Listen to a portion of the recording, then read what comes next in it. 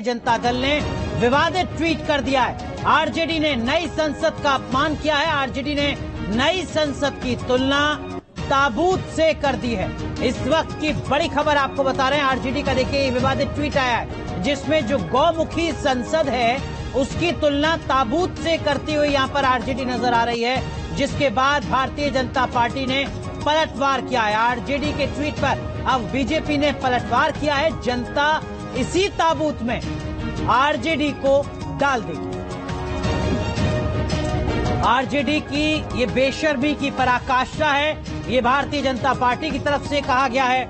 और दरअसल में ये जो ट्वीट है इसमें गौमुखी संसद को ताबूत की शक्ल देने की कोशिश आरजेडी की तरफ से की गई है। आरजेडी के ऑफिशियल ट्विटर हैंडल पर ये ट्वीट किया गया है जिसमें आरजेडी संसद भवन की तुलना ताबूत से कर रही है।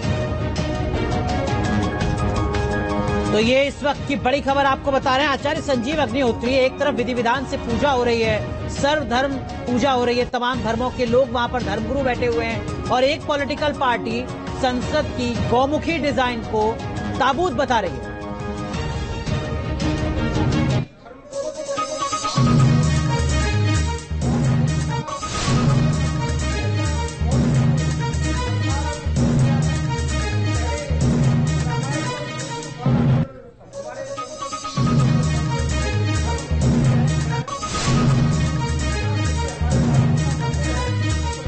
मंदिर को भी इस तरह से ये जो अराजकता करते हैं, इस तरह जो दुर्व्यवहार कर रहे हैं, इस तरह जो निंदा कर रहे हैं, ये बहुत ही गलत बात है। इन लोगों को ये तो कल को अपने माता पिता पर उंगली उठा देंगे साहब कि हमारे माता पिता ही ठीक नहीं है, इनका कोई धर्म नहीं है। ठीक है, नहीं, अपने तो पिता पर उंगली उठा चुके हैं। उत्तर प्रदेश से ये हैं जिन्होंने अपने पिता पर उंगली उठाई, अपने चाचा को धक्का दिया। मौनी महाराज का रुख करेंगे, लेकिन विनोद अग्निहोत्री सर, जब पूरा देश एक तरीके से जश्न मना रहा है या एक बड़ा तबका इस वक्त अपनी टेलीविजन स्क्रीन पर नई संसद की तस्वीरों को देख रहा है, उम्मीदों के साथ कि इस नई इमारत से मेरे लिए क्या कुछ बनेगी पॉलिसी, इस तरीके की पॉलिटिक्स से बच सकती थी आरजेडी? बचा जाना चाहिए था, मुझे लगता है निश्चित रूप से बचा जाना चाहिए था, क्योंकि ठीक है मतभेद आपके हैं, उद्घाटन प्रक्रिया को लेकर के आपके सवाल हैं, ऐतराज हैं कि राष्ट्रपति को क्यों नहीं बुलाया, ये सारे राजनीतिक मुद्दे, विवादित मुद्दे हैं जिनको लेकर के विपक्ष का विरोध है। लेकिन एक समारोह जब हो रहा है और संसद भवन ये किसी व्यक्ति का नहीं, किसी दल का नहीं, किसी पार्टी का नहीं, किसी वर्ग का नहीं, पूरे देश का है। आज मोदी जी प्रधानमंत्री हैं, कल को कोई और होगा, तो ये सब होता रहता है। इसलिए मुझे लगता है कि इस तरह के विवादित ट्वीट से बचा जाना चाहिए था। और राष्ट्रीय जनता दल एक राजनीतिक दल है, बिहार में उसकी सरकार है गठबंधन की, मुझे लगता है जिम्मेदारी का परिचय देना चाहिए था। मैं आचार्य जी की तरह उनको राष्ट्र विरोधी, देश विरोधी तो नहीं कहूंगा, क्योंकि मेरी नजर में कोई दल राष्ट्र विरोधी, देश विरोधी नहीं है।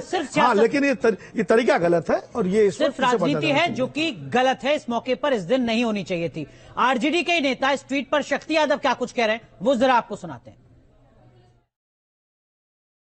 लोकतंत्र का बड़ा मंदिर है और जिस तरह से इसकी ताबूतीकरण की जा रही है यह चिंता का विषय है।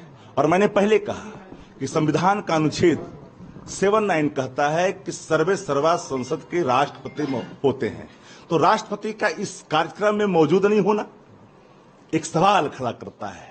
आप संविधान का, परंपराओं का, दोनों को आपने दरकिनार किया, तिलांजलि दी, तो संवाद की जगह को आप राजनीति का एक अलग आप थोपना चाहेंगे। आपने इवेंट तैयार किया और आप आत्ममुक्ता की प्रकाष्ठा पे हैं, आप महिमा मंडन करना चाहते हैं, स्वयं को महिमा मंडित करना चाहते हैं।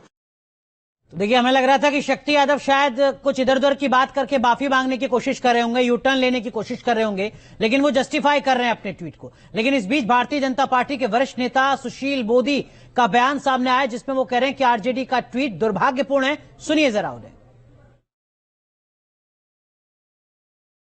ये जनता के पैसे से बना है और इसमें सभी दलों के लोग, भले आज उन्होंने बहिष्कार किया हो, लेकिन कल सदन की कार्रवाई तो वहीं चलने वाली है। क्या राष्ट्रीय जनता दल ने तय कर लिया है कि उनके सदस्य परमानेंट बहिष्कार करेंगे? क्या वो लोकसभा की सदस्यता से इस्तीफा देंगे, राज्यसभा की सदस्यता से इस्तीफा देंगे? और फिर कॉफिन का चित्र दिखाना, इससे ज्यादा अपमान लोकतंत्र का क्या हो सकता है? कि राजनीतिक दल इतनी घटिया मानसिकता पर उतर आए।